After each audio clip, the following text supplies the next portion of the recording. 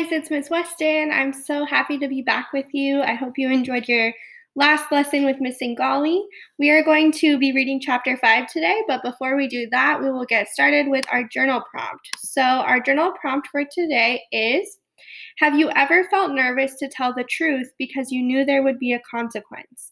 So a consequence could mean like you would be getting in trouble with your parents, or something would happen to you that maybe would not be your favorite. So, for example, maybe you were actually talking during class time and your friend got in trouble, but you were nervous to tell the teacher the truth because if you did, then maybe you would have to stay in at recess and write an apology letter, or maybe something at home. Maybe you accidentally broke something and you were afraid to tell your parents because then there would be a consequence. So I want you to think, have you ever felt nervous to tell the truth because you knew you would get in trouble? Or does that not bother you? Do you feel like, you know what, I just have to do the right thing. I have to be honest, even if I really am going to get in trouble, if I'm going to get grounded, if I'm going to have to miss recess, I really have to tell the truth. So go ahead and think about that and go ahead and navigate over to your chapter 5 journal response of the day and write your answer down and come back to the video when you're ready to move on.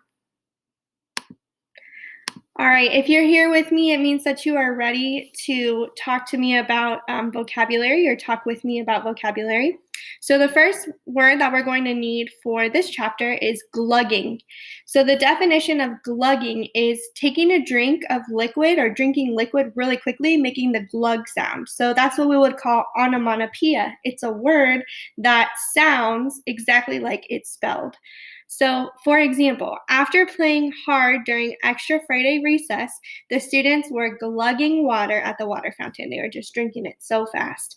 So you can see in my picture, the same thing is happening. Louise is pointing the water at Jean, and he's glugging the water. So go ahead and pause the video, write down the definition in your notes here. For our first word of the day, do your definition, do a quick sketch or a drawing, and then resume the video when you're ready.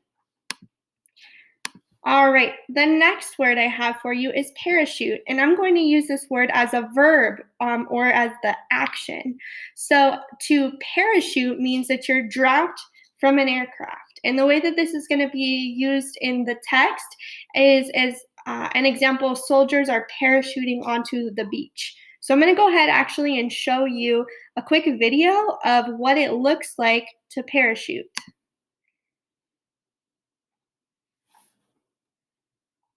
So you can see that guy jumping out of a plane.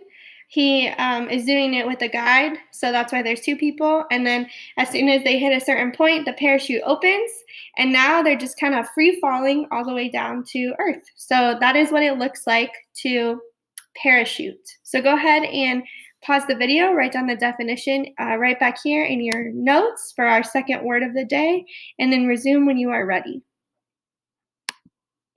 So the third word that we have for today is traitor. A traitor is a person who betrays someone's trust. So here's my example. I'm using my brother and sister as an example. Brianna ate the last piece of chocolate cake.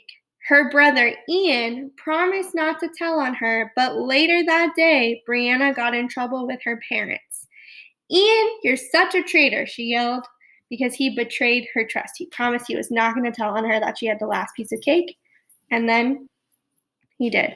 So I know it's kind of hard to see, but I put in a GIF of Woody in Toy Story saying, after all we've been through, right, he's so disappointed that he's been betrayed.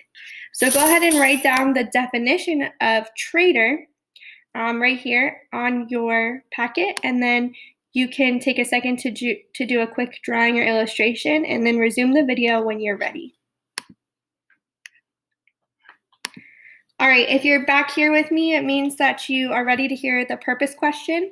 So just a reminder, because I actually got a question about this earlier in the week, you don't have to answer the purpose question unless you want to. The purpose question is really just something for you to focus on when you're reading. And if you focus on this question, it will help you answer the questions and do the activities after you're done reading the chapter. So do you have to answer this in your packet?